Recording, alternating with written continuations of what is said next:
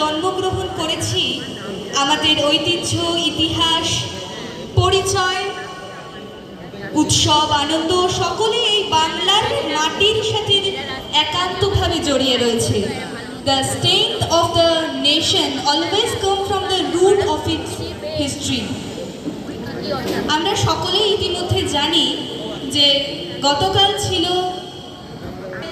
জন্মদিন হিসাবে। History is not something of past. History is something which shape our daily life. Or সালটা দেখুন 1947 সাল। দেশ ভাগের সময় এক বিরাট দাবি উঠেছিল যে আমাদের এই বাংলা মানে পশ্চিম বাংলা পাকিস্তানের অন্তর্ভুক্ত হয়ে যাবে। তখন প্রায় 55% জনসংখ্যা ছিল মুসলমান, কিন্তু আমাদের হিন্দু সমাজ, আইনজীবী, রাজনৈতিকবিদ এরা কিন্তু থেমে থাকেনি। এরা গর্জে উঠেছিল এর বিরুদ্ধে, নেমেছিল আন্দোলনের পথে। তার প্রধান ছিলেন ডক্টর শ্যামাপ্রসাদ মুখোপাধ্যায়। তিনি না থাকলে হয়তো আমরা এতদিন অন্য রাষ্ট্রের বাসিন্দা হিসাবে বেঁচে থাকতাম পরাধীনভাবে।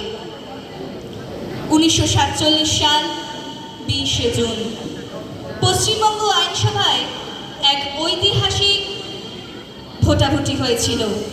A great decision has taken over there which shapes our daily life. How we are today, how we are standing with the freedom, with the grace that has been decided on that day in the year 1947, 20th June. প্রায় 58 বনাম 21 ভোটে বাংলা ভাগের পক্ষে এবং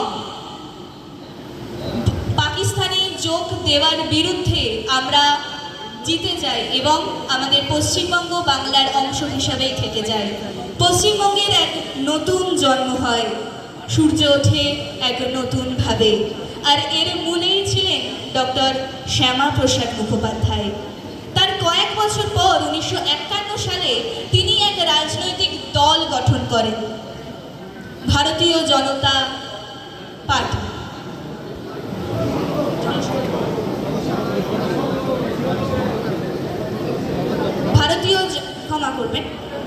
ভারতীয় জনসংঘ, বিজেপির আদি রূপ।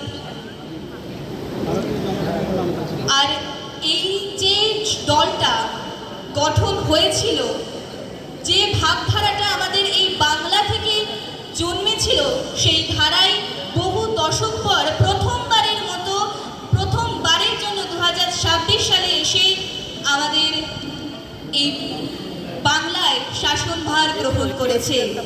আমরা সত্যি খুব আপ্লুত। এটা একটা রাজনৈতিক পরিবর্তন সেটা কিন্তু একদমই নয়।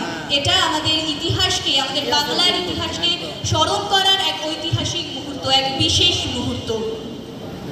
আমাদের এই বাংলার মাটি, আমাদের এই দেশের মাটি যখন দেশভাগ হয়েছিল তখন বিশ্বকবি রবীন্দ্রনাথ ঠাকুর এক সঙ্গীত রচিত করেছিলেন যার নাম ছিল ও আমার দেশের মাটি। তিনি শুরু করেছিলেন রাখি বন্ধন উৎসব। তাই মায়ানৃত্যালয়ের পক্ষ থেকে প্রথম নিবেদন ও আমার দেশ।